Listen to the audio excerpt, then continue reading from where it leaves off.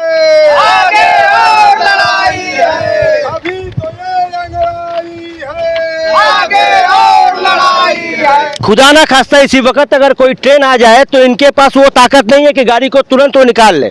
Cycle वाला तो फिर भी निकाल सकते हैं या साइकिल छोड़ के भाग सकते हैं, लेकिन ये बाइक देखिए, आप देख सकते हैं कितना फंस गया है। अगर 2 महीना के अंदर यहाँ पर कार्यक्रम नहीं होगा तो फिर हम लोग धरना पर बैठ जाएंगे, और वो चलेगा अनिश्चितकालीन धरना, 6 महीने चले, साल भर या तो पार आर या आर पार की लड़ाई होगी। अगर नहीं बनने तक हम लोग बैठे रहेंगे इस बार।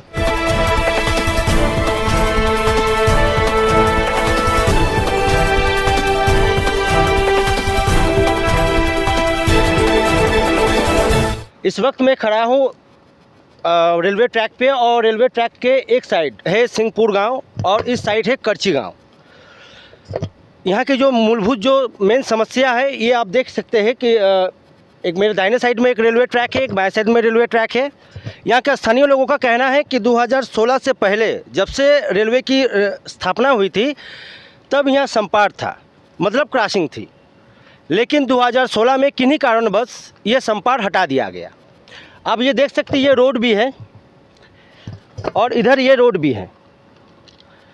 यहाँ के स्थानीय लोगों का कहना है कि इधर जो गांव है करची पड़ुआ, इधर जो गांव है सिंहपुर गांव, हम लोग अगर यहाँ पे क्रॉसिंग बन जाता है या रोड बन जाती है तो हम लोग आराम से आ जा सकते हैं, लेकिन चूँकि संपार हटा दिया गया है तो जान जोखिम में डालकर लोग यहाँ पे आवागमन करते हैं।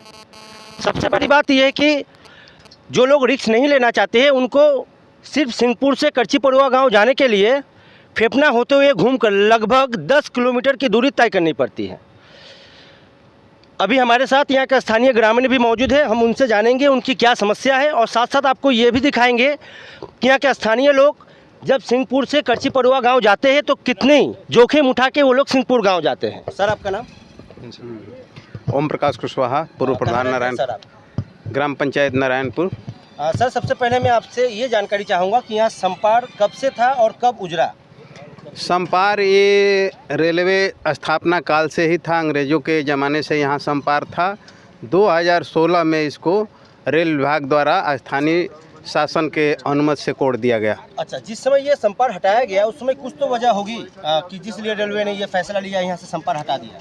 उस समय बच्चालाल मौर्य यहाँ पे एसडीएम थे, उनके गलत आख्या के आधार पर बंद कर दिया गया। न तो किसी प्रधान से यहाँ पे पूछा गया, न सिंहपुर, न एकौनी, न नारायणपुर, न परिवा के। जैसा कि आप सुन रहे हैं बच्चालाल मौर्य उस समय एसडीएम थे, एक पीसीएस रैंक के अधिकारी है। उनकी इस तरह की लापरवाही ग्रामीणों से, जो यहाँ की जो ग्रामीण है उनसे ना पूछना और अपने मनमर्जी तरीके से आख्या लगा देना, उसका अंजाम ये लोग भुगत रहे हैं।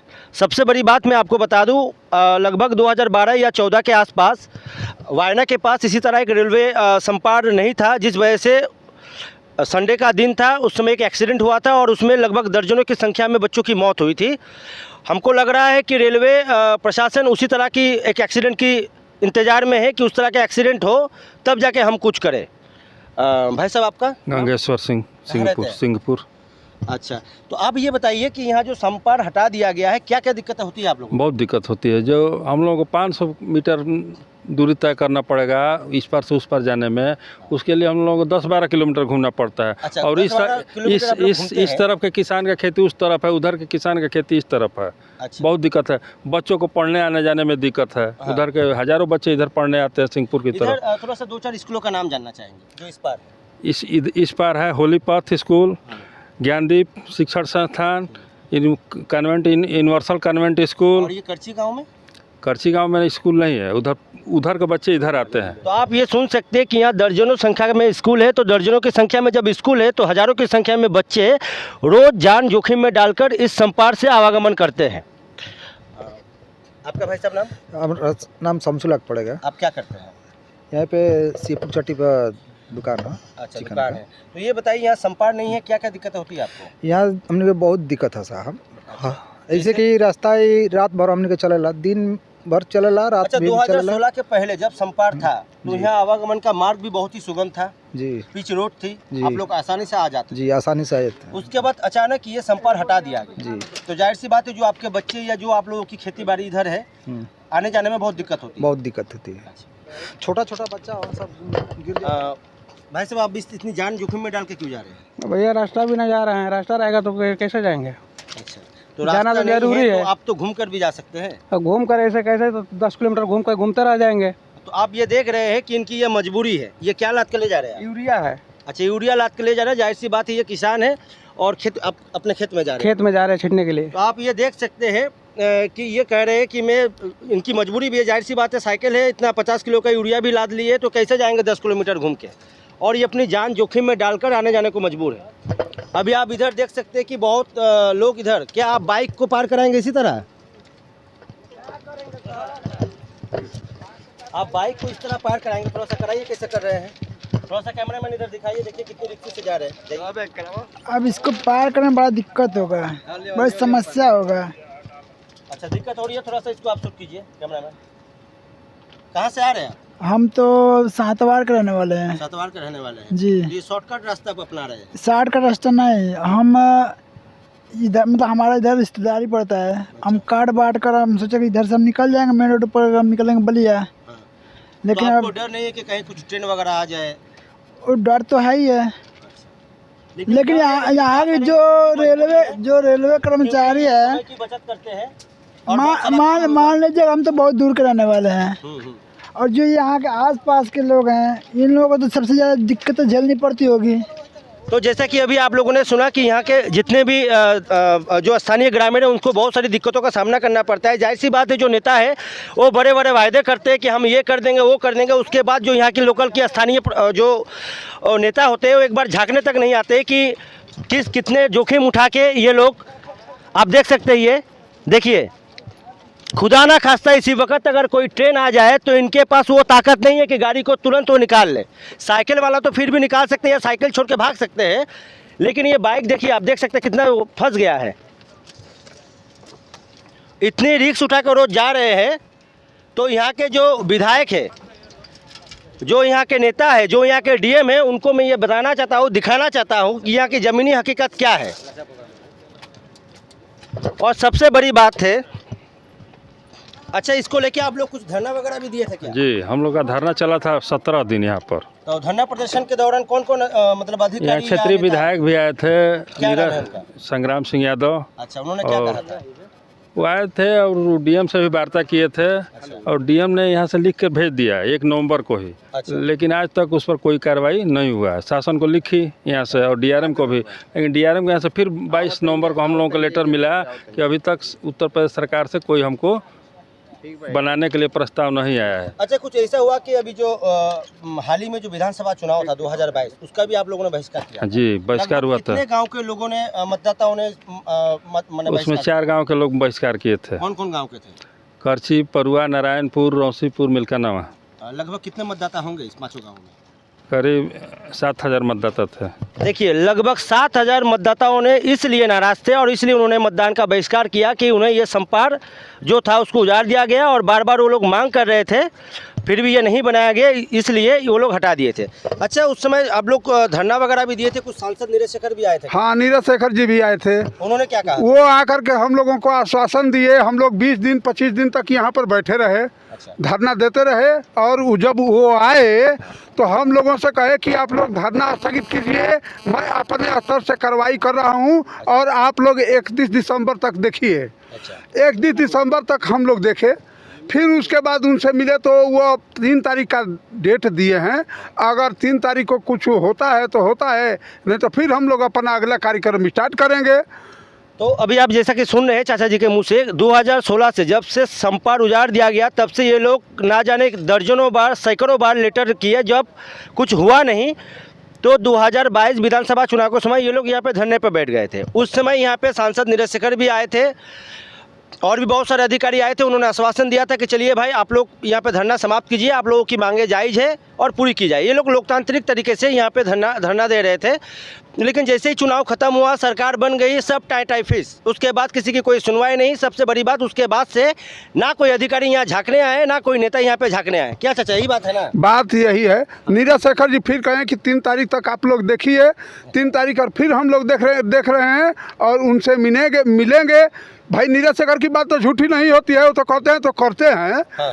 तो यही हम लोग देख रहे हैं, थोड़ा व्यस्त हो गए होंगे तो इस समय वो करेंगे, हम लोग यही देख रहे हैं। और हम लोगों को सरकार से मुखालफत क्या है, जोगी मोदी क्या करेंगे। यहाँ के नेता जो हैं, जनता का ध्यान नहीं दे रहे हैं।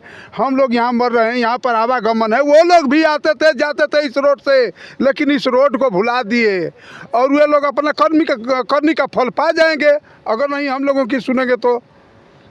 15 तारीख को हम लोग माननीय सांसद नीरज शेखर जी से मिले थे। उन्होंने कहा है कि रेल मंत्रालय में रेल मंत्री को भी मैं अपने स्तर से चिट्ठी लिख चुका हूं और पीडब्ल्यू मिनिस्टर को भी मैं चिट्ठी लिख चुका हूं। तो हमें विश्वास है कि लिखे होंगे और उस पर पहल कर रहे हैं, बल्कि आशा नहीं पूर्ण विश्वास है कि माननीय राज्यसभा सांसद माननीय नीरज शेखर जी के प्रयास से। नीरज शेखर जी, अगर यदि आप ये वीडियो देखेंगे तो देखिए, आपसे ये ग्रामीण उम्मीद लगाए बैठे हैं कि आपसे उम्मीद है कि आप जरूर कुछ ना कुछ करेंगे। अच्छा, अभी सांसद वीरेंद्र सिंह मस्त, जैसे कि अभी देखे होंगे कुछ दिन पहले रेलवे के बहुत बड़े बड़े अधिकारी आए थे और बलिया मॉडल रेलवे स्टेशन पे जी उसको और मॉडल बनाया जा रहा है जी। ऐसा सुनने में आ रहा है कि करोड़ों की लागत से वहाँ मकराना पत्थर से सजाया जा रहा है जी। लिफ्ट ऑलरेडी बन चुका है, तो वहाँ पे करोड़ों रुपया खर्चा किया जा रहा है और यहाँ हमको लग रहा है कि छोटी मोटी बजट में एक संपार आराम से बन सकता है। जी बिल्कुल। तो ये वो जरूरी है कि ये जरूरी है? भाई ज़रूरी तो हम लोगों के लिए है, वो तो एक दिखाने के लिए है। जहाँ पे एक दिन एक मोटरसाइकिल फंस गई थी, ये तो कह लीजिए कि ड्राइवर बहुत सज्जन थे, मतलब जो कि रोक करके जो दुल्हन सजी सजी है उसको और सजा रहे हैं, उसको और सजा रहे हैं और खंडहर को बनाने के लिए तैयार नहीं है। लोगों की सजी हुई दुल्हन को उजाड़ करके फेंक दिए हैं, इन्हीं राजनेताओं की देन है। देखिए ये नाला, देखिए नाला काट दिया गया है। हम लोगों की दुल्हन सजी सजाई हुई थी। ये रोड बाबा आदम की जमाने से चला रहा है, रेलवे से की स्थापना हुई उसके पहले से था ये रोड। और यहाँ से हम लोग करची परुआ तक खेत है, वहाँ तक हम लोग जाते हैं, जिसके लिए हम लोगों को 15-20 किलोमीटर की यात्रा करनी पड़ रही है। भर दिन लग जा रहा है, 1 घंटे की जगह भर दिन। सबसे बड़ी बात जो स्कूली बच्चे हैं, हाँ लोग तो मान के चलिए फिर तो छुट्टी है, नहीं तो आप देख ही लिए होते। उड़ के जाएंगे। अच्छा, और कोई रास्ता नहीं है क्या? कोई रास्ता नहीं है। अच्छा, क्या है इसमें? चोकर है, ये आप देख सकते हैं।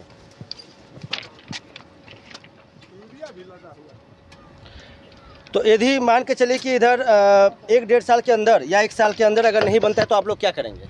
अब 1.5 साल के अंदर अगर 2 महीना के अंदर यहाँ पर कार्यक्रम नहीं होगा तो फिर हम लोग धरना पर बैठ जाएंगे और वो चलेगा निश्चितकालीन धरना, 6 महीने चले, साल भर या तो पार आर पार की लड़ाई होगी। अगर नहीं बनने तक हम लोग बैठे रहेंगे इस बार। अच्छा, किसी की नहीं सुनेंगे? अब किसी की नहीं सुनेंगे, नेता लोगों का भी देख लिए।